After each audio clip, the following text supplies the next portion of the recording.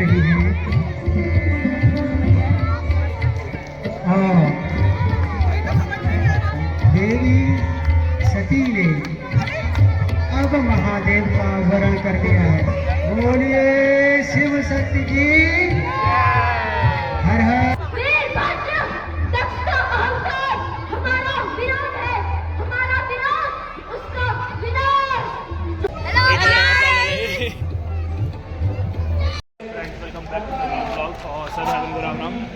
अभी मैं और मैं खड़े हैं किराए पे, मैं भी ब्लॉग कर रहा है मेरे साथ, मतलब मेरा ही ब्लॉग बन रहा है। और अभी हम घूम रहे हैं ऐसे दौराटे मार्केट में। यहाँ आज हो रही है कृष्ण लीला, कृष्ण भगवान की लीला है, मतलब उसका एक फेस यहाँ चल रहा है अभी रामलीला की जैसा वैसी। तो जाते हैं अभी पोखर में शुरू है। तो हम पोखर पहुंच चुके हैं। बहुत तेज आवाज है।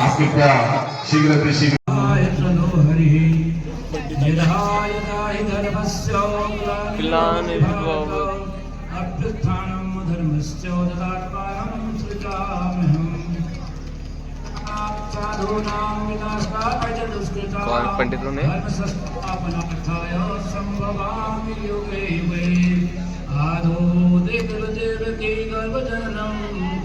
और सभी सम्मानित अतिथियों का मंत्रोच्चारण के साथ यहाँ पर तिलक करके अब दीप प्रज्वलन हेतु अनुरोध करूंगा अतिथियों से। और बड़े भाई अनिल सिंह साई जी से, मुकुल शाह जी से, देवेंद्र लाल शाह जी और विनोद भट्ट जी से कि दीप प्रज्वलन कर विधिवत रूप से हमारे इस भगवान श्री कृष्ण जी की लीला जो पहली बार आज हमारे द्वाराहाट में होने जा रही है, इसका आप विधिवत शुभारंभ करें और प्रभु के चरणों में प्रार्थना करें कि निर्विघ्न रूप से हमारा ये कार्य सिद्ध हो, पूर्ण हो। जहाँ इस सृष्टि के रचनाकार, प्रत्येक प्राणी के सृजनकर्ता भगवान श्री परमपिता ब्रह्म और माँ सरस्वती विराजमान है। ब्रह्मलोक जो सृजन का लोक है, ब्रह्मलोक जो ज्ञान का लोक है और जो स्वयं इस पूरे जगत के परमपिता परमेश्वर का लोक है। ऐसा हम सभी के समक्ष प्रथम दृश्य। द्वितीय दृश्य वैकुंठ लोक का, भगवान श्री विष्णु का लोक है। भगवान श्री विष्णु जो सभी देवताओं के मूल हैं और भगवान श्री विष्णु जो समस्त जगत का पालन करने वाले हैं, समस्त जगत की इच्छाओं की पूर्ति करने वाले हैं। और उन्हीं के साथ स्वयं महालक्ष्मी जो धन, वैभव और ऐश्वर्य प्रदान करने वाली है। ऐसा सुंदर और सुमधुरित दृश्य ब्रह्म विष्णु लोक का, वैकुंठ लोक का। वैकुंठ लोक जो सभी प्राणियों को मुक्ति प्रदान करता है और स्वयं भगवान श्री विष्णु के चरणों तक ले जाता है। ऐसा द्वितीय और मन को आनंद से भरने वाला दृश्य। तृतीय दृश्य हम सभी के समक्ष स्वयं आदि कैलाश का जो भगवान श्री शिव का लोक है। भगवान श्री शिव जो इस समस्त सृष्टि के संहार करने वाले हैं और सभी देवताओं में जिन्हें देवादिदेव महादेव के नाम से जाना जाता है, ऐसे भगवान श्री शिव और उन्हीं के साथ माँ पार्वती जो स्वयं शक्ति का स्वरूप है और कैलाश जहाँ जाकर आध्यात्म की प्राप्ति सभी संत ऋषि मुनि करते हैं और अपने आप को शिव के उस भव्य लोक में शिव के चरणों में समर्पित कर देते हैं। ऐसा मधुर दृश्य आदि कैलाश का।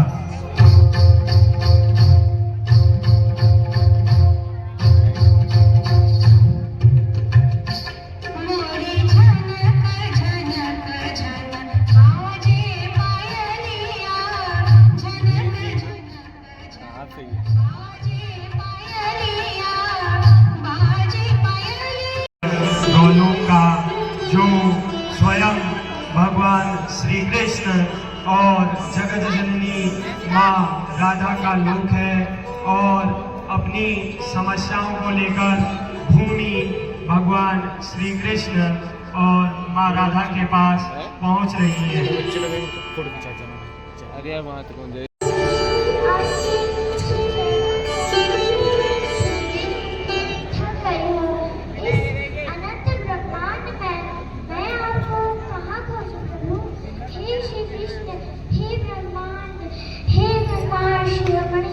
दर्शन दीजिए, दर्शन दीजिए, दर्शन दीजिए।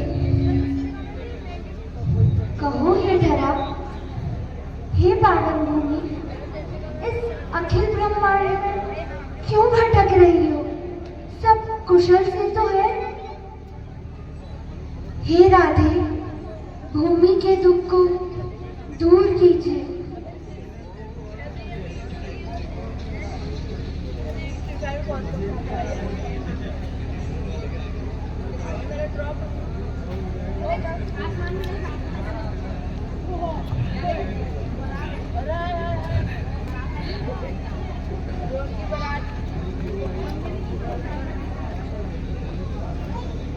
हे भूमि, आंसू मत बहाओ। हे जगतपति, हे प्राणनाथ, आप तो सर्वदा हैं, सर्वविदित है।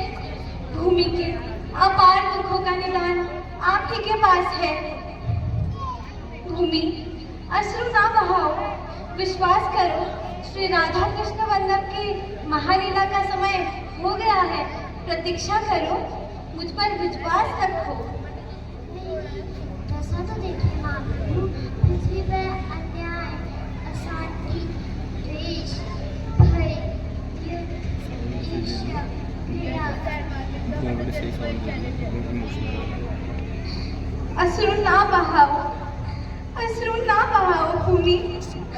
मैं राधा तुम्हारे इन आंसुओं को नहीं देख सकती, नहीं देख सकती। तुम प्रतीक्षा करो, श्री राधा कृष्ण वल्लभ के महालीला का प्रतीक्षा करो। हिमालय गंगा बस बस, अब कुछ ना कहो, कुछ ना कहो। अब महाप्रभु की लीला की प्रतीक्षा करो, मुझ पर और महाप्रभु पर विश्वास रखो भूमि, विश्वास रखो। अब तुम जाओ। कल्याण। श्रीदामा के श्राप के कारण भगवान श्री कृष्ण और राधा को यह श्राप मिला कि वे 100 वर्ष पृथ्वी पर जाकर मनुष्य के रूप में व्यतीत करेंगे और उन्हें एक दूसरे का वियोग सहन करना पड़ेगा। ऐसा तीसरा दृश्य गोलोक का।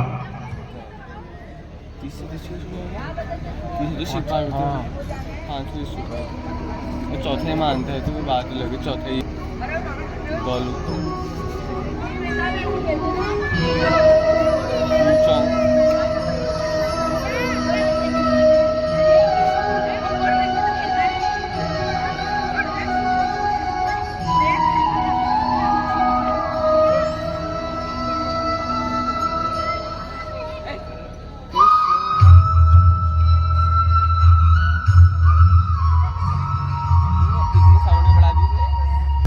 राधे, अब हमें विशेष कार्य करना है। कौन सा विशेष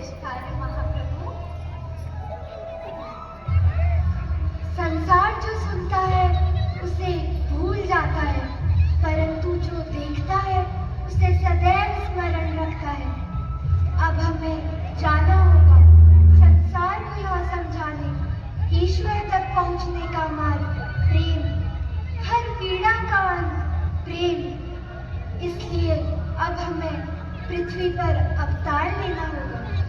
इसका मतलब है हमें पृथ्वी पर अवतार लेना पड़ेगा। हाँ राधे, अब हमें अलग होना पड़ेगा।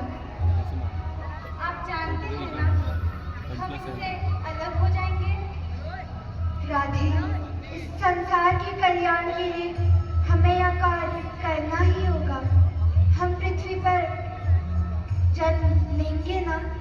जी महाप्रभु, मैं आपकी बातों को टाल तो नहीं सकती। मैं आपके साथ पृथ्वी पर अवतार अवश्य लूंगी।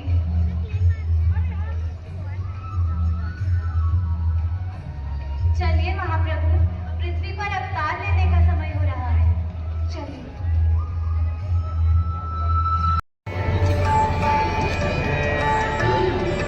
समय हो, इस संसार में जो कुछ भी भूत है, भविष्य है और स्वयं वर्तमान है, वो सब मैं ही हूँ। नारायण के अतिरिक्त केवल मैं ही हूँ जो इस ब्रह्मांड की उत्पत्ति को देखने जा रहा है। मैं ही हूँ जो जिस पर अन्य किसी चीज का कोई प्रभाव नहीं पड़ सकता। ना दुख की आंधी मुझे अपने मार्ग से विचलित कर सकती है, ना सुख का मधुर काल। मैं तो स्वयं ही इस काल का सबसे बड़ा द्योतक हूँ।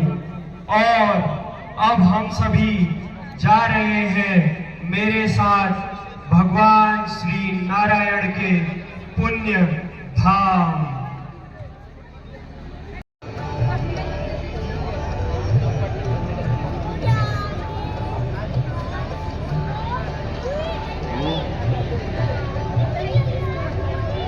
स्वयं नारायण, जिनकी आज्ञा से ही मैं चल रहा हूँ और मुझे यह प्रतीत हो रहा है कि अब नारायण इस विश्व के कल्याण का कार्य करने के लिए तैयार है और उनके आदेश अनुसार ही मैं भी आप सभी को इस ब्रह्मांड की उत्पत्ति की ओर ले जा रहा हूँ।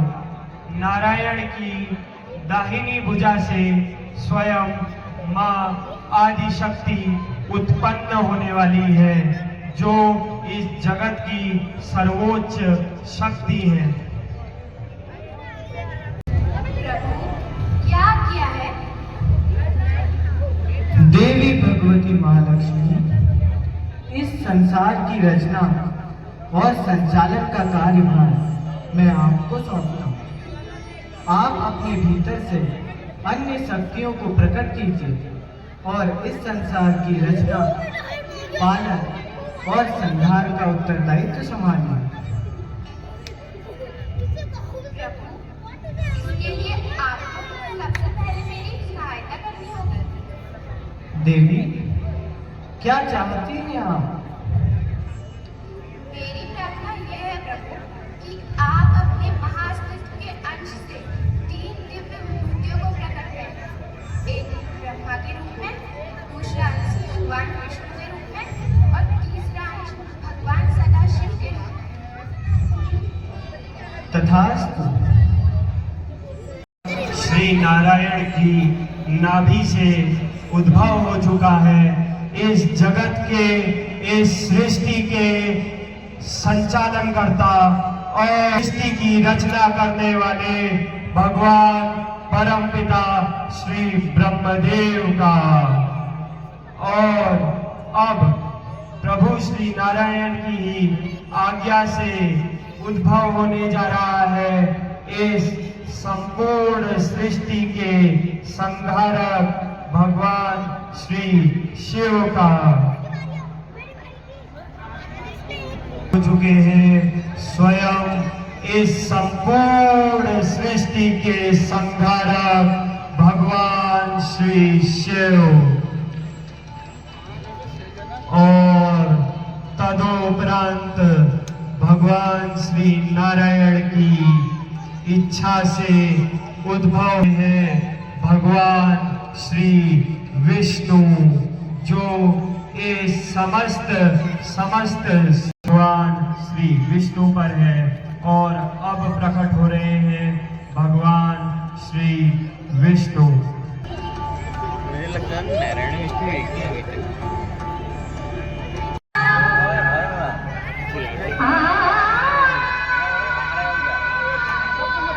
और ये हमारे अनुज चिराग भैया यहाँ पर खड़े हैं।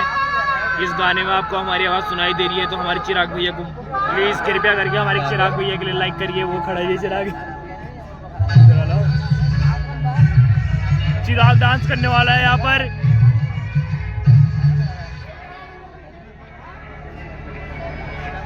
महादेव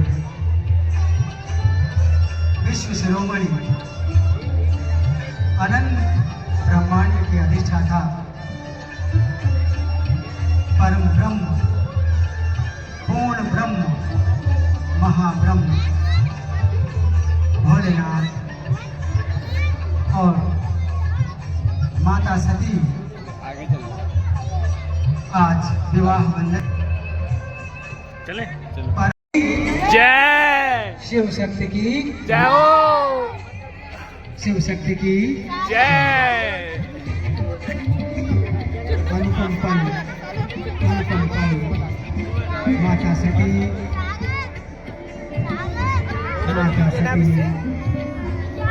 भगवान भोलेनाथ का वर्णन कर रही है और देवी सती ने अब महादेव का वर्णन कर दिया है। बोलिए शिव शक्ति की हर हर महादेव, हर हर महादेव, हर हर महादेव। विवाह के उपरांत जब महाराजा दक्ष ने यज्ञ करवाया तो उन्होंने शिव और मां सती को उसमें आमंत्रित नहीं किया, परंतु जब मां सती को अपने पिताजी के वहां यज्ञ की सूचना मिली तो वे व्याकुल भगवान शिव के पास पहुंची।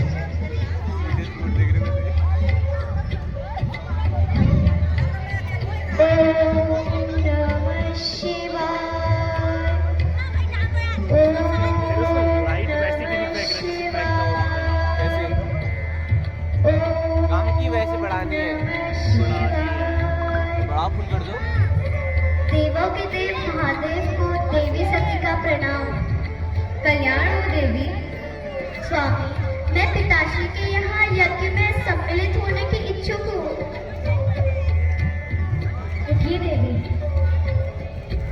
हमने आपसे पहले भी कहा है, विवाहोपरांत एक स्त्री का घर वही घर होता है जो उसके पति का घर होता है, और आपका देवी यही कैलाश की बर्फीली पहाड़ियों में है।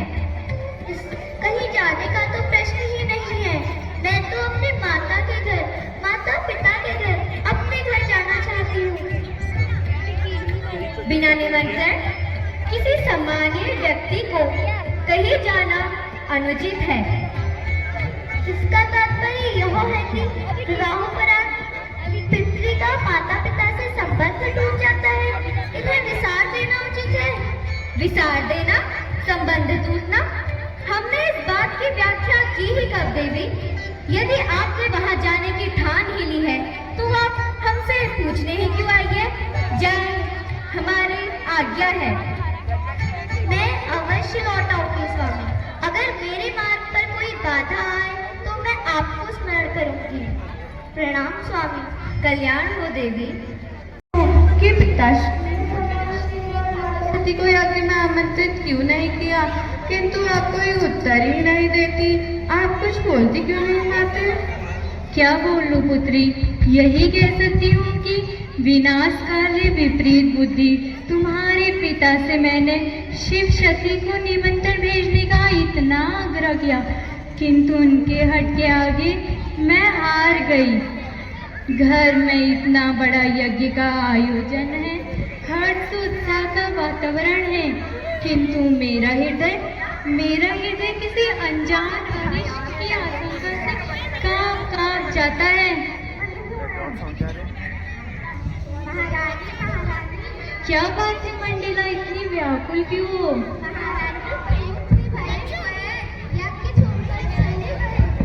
क्या जिसका मुझे भय था वही हुआ?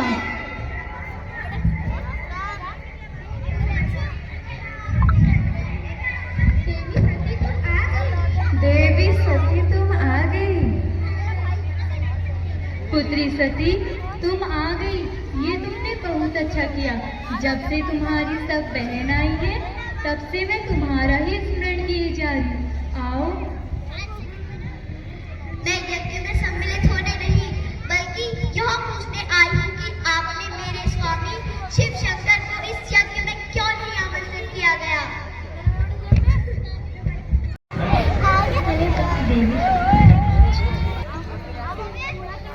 प्रणाम ऋषिवर, आइए।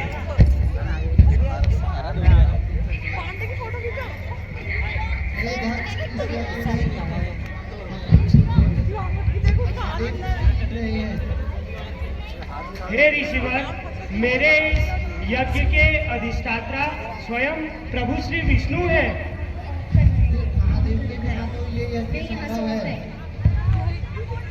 दधीची, वो महादेव, वो पाखंडी, वो अकुलीन, वो पदभ्रष्ट, वो वेदों से भ्रष्ट, उसको तो यह अधिकार ही नहीं है कि वो मेरे यज्ञ में आए। मैं तो स्वयं प्रजापति दक्ष हूँ और वो अकुलीन इस योग्य नहीं कि मैं उसे अपने यज्ञ में आमंत्रित करूं, जब मेरे यज्ञ में स्वयं प्रभु श्री विष्णु हैं। वेदों को जानने वाले इस सृष्टि के रचयिता स्वयं ब्रह्मा हैं और समस्त देवगणों की उपस्थिति है, तो मुझे उस शिव की क्या आवश्यकता है? इस यज्ञ में मेरे महादेव का आदर नहीं होगा। जिस जगह मेरे महादेव का आदर नहीं होगा उस जगह मैं कदापि नहीं रुकूंगा। मैं जा रहा हूँ। हट! और राजा दक्ष, देख लेना कि शिव जी का प्रकोप बहुत भयंकर है, वह तुम्हें झेलना होगा।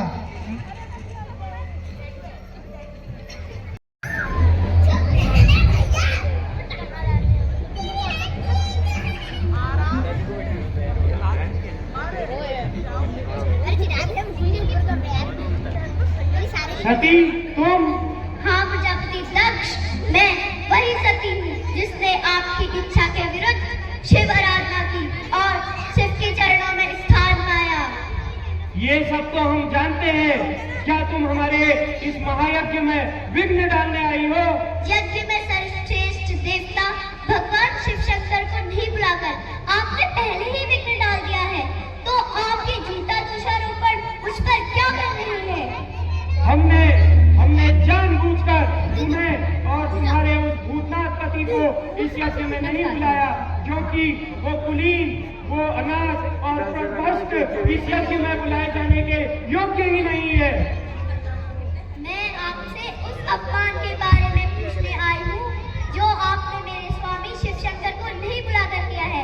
आपका ये साहस कैसे कि देवों के देव महादेव को उनके यज्ञ भाग से वंचित रखे और कोई आपसे पूछेगा भी नहीं? प्रजापति दक्ष, मैं आपसे पूछती हूँ, आपकी पुत्री सती, आपने मुझे और मेरे स्वामी को इस यज्ञ में आमंत्रित क्यों नहीं किया गया? इसलिए क्योंकि तुम्हारा वह भूतनाथ पति यहाँ बुलाने के योग्य नहीं है और न ही वो महादेव कहलाने के योग्य है। हमने तो उसके साथ तुम्हारा विवाह अपने पिता ब्रह्मा जी के दबाव में आकर करवाया था, जिसका पछतावा हम आज तक भुगत रहे हैं। पिताश्री, अब भी कुछ नहीं बिगड़ा है। आप कैलाश जाकर मेरे स्वामी को आदर पूर्वक ले आइए और इस यज्ञ को विधि पूर्वक संपन्न कीजिए। एक पुत्री होने के नाते मैं आपसे विनती करती हूँ। नहीं, हम उस भ्रष्ट और उस अकुलीन को अपने यज्ञ में कभी आमंत्रित नहीं करेंगे। परम पावन शिव को अपावन कहकर अपने आप को पावन न कीजिए पिताश्री। आप जैसे शिव द्वेषी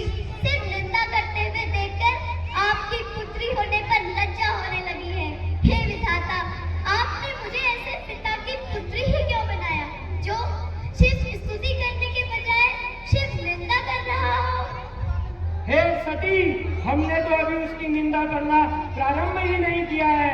अगर हम उसकी निंदा करने लगे तो गिनती करना संभव ही नहीं है। सृष्टि के रचनाकार परमपिता ब्रह्मा, सृष्टि के रचनाकार श्री हरि विष्णु, आप इस यज्ञ में शिव की निंदा सुनने के लिए उपस्थित हुए हैं। जिन सदाशिव की कृपा दृष्टि पाने के लिए आप उनकी स्तुति करते नहीं थकते थे, आज उन्हीं की आप निंदा सुन रहे हैं। हे सती, अगर तुम्हें यहाँ रुककर अपने पति का यज्ञ भाग प्राप्त करना है तो रुको, अन्यथा चली जाओ।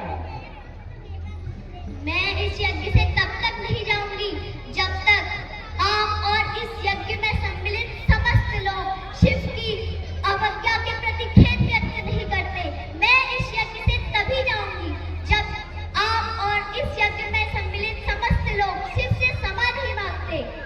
वो वेदों से भ्रष्ट, अनाथ, अकुलीन, पाखंडी, ढोंगी, उसे हम अपने यज्ञ में कभी आमंत्रित नहीं करेंगे।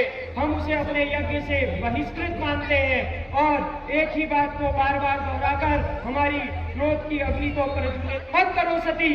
दक्ष प्रजापति, तनिक इतना तो सोचिए कि अपने पति के अपमान का परिमार्जन न कर पाने पर आपकी ये पुत्री शिव को क्या मुंह दिखाएगी? क्या मैं शिव से यह कहूंगी कि मैं आपकी निंदा सुनने के लिए वहां गई थी? शिव निंदा सुनने वाला भी नर्क का पात्र होता है पिताश्री। तुम्हें जहाँ जाना है तुम चली जाओ, परंतु हमारे इस यज्ञ को अपनी छाया से अपवित्र न करो। और ये बात सुन लो कि हम उस ढोंगी और पाखंडी को अपने यज्ञ में कभी आमंत्रित नहीं करेंगे। बस कीजिए पिताश्री, बस कीजिए। मैं पति निंदा नहीं सुन सकती, नहीं सुन सकती, नहीं सुन सकती। हे मेरे स्वामी, आपने मुझे न आने के लिए कितना मनाया, लेकिन मैं अपने पति की निंदा सुनने के लिए यहाँ आई। जिस स्थान पर मुझे अपने पति की निंदा सुननी पड़े, मैं उस स्थान पर अपने देह का त्याग कर दूंगी। ओम नमः शिवाय, ओम नमः शिवाय।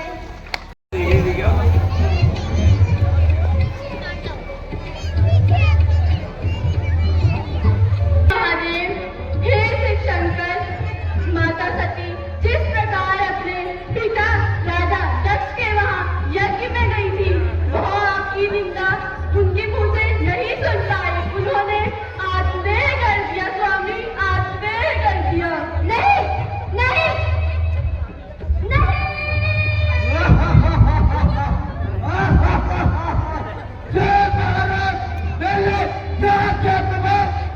वीरभद्र, दक्ष का अहंकार हमारा विरोध है, हमारा विरोध, उसका विनाश।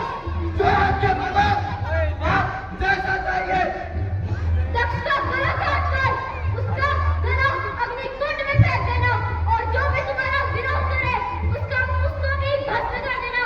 आज इस पृथ्वी लोक पर विनाश क्रिया का वह उपकरण होगा कि कोई भी शिव शक्ति विरोधी जीवित नहीं रहता है।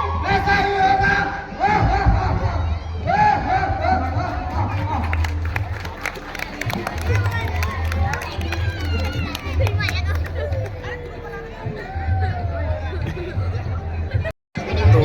अभी आज चुन्नू का गर्दन करती है और उसके गले के बदले बकरी के गला लगाते हैं। एक